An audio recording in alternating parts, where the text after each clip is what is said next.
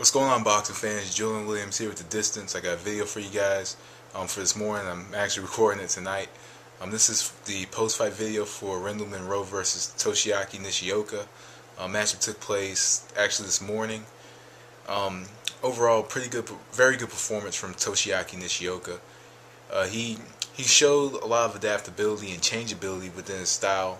I guess the big word you could say is versatility. He showed quite a bit of that in this matchup against Munroe. If you look at the matchup, the scorecards, all three scorecards were like 119, 109, and 108, some along those lines. But I did give Munroe about 2-3 rounds in this matchup. How the matchup was started, the first round was more of a feeling out round, but Nishioka actually did a good job of not staying on the inside so that Munroe could work from the inside. He pretty much, what he did, he would stand on the inside and he would land occasional body shots.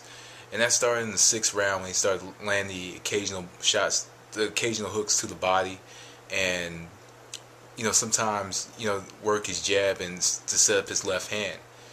But overall, it was a very good performance from Rendall Munroe. Rendall Munroe came in. He did have the championship on his mind. Unfortunately, he didn't get it. But onto the match, the first round, like I said, filling out round, I gave the round to Nishioka. Nishioka, kept him pretty much at the end of the jab. He threw a little bit more. He stayed on the outside. There were moments where Munroe got in, but Nishioka was kind of, standing there. He was thinking about what he was going to do next. And I gave the round to Nishioka. Second round, a lot of laying on the inside. Munroe started to worked a lot more on the inside. He didn't have a jab in this round. You kind of saw a little bit of he was kind of laying inside, and there was no jab. He wasn't establishing anything off the jab. He was kind of like he was standing in front of him. He's pretty much throwing to get some points. So I gave the second round to Munroe. Third round, 3, 4, and 5 I had given to Nishioka. Nishioka worked very well using his jab, moving around, and you did see Munroe. Munroe wasn't able to establish his jab. As you can see in these rounds, Munroe was trying to throw his jab, but he couldn't establish anything off of it. So without establishing anything off of his jab, he couldn't set anything up. He couldn't get inside. He couldn't really do much. So in these rounds, I did give to Nishioka. Nishioka stayed on the outside. He evaded a lot of shots, used his angles, and had Munroe coming forward. And while he was coming forward, he kept him at the end of that jab, and looked great. So 3, 4, 5, and 6 I did give to Nishioka. 7 was a round Munroe came out strong. He came out strong in this round, but I thought Nishioka came in, stole it from him. I gave that one to Nishioka. 8 I gave to Munroe. Munroe did a little more work in this round, so I did give that round to Munroe, even though it was it felt more like a swing round. I did give round 8 to Munroe. Munroe did, he threw a lot more in this round. He came forward a lot more.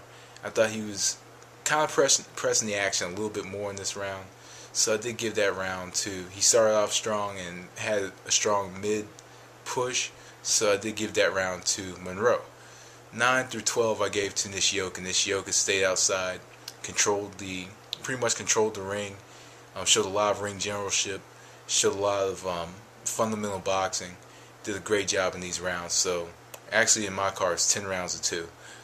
But overall it was a great fight, and Nishioka pretty much proved in this matchup that he could possibly be one of the best fighters pound for pound in this matchup.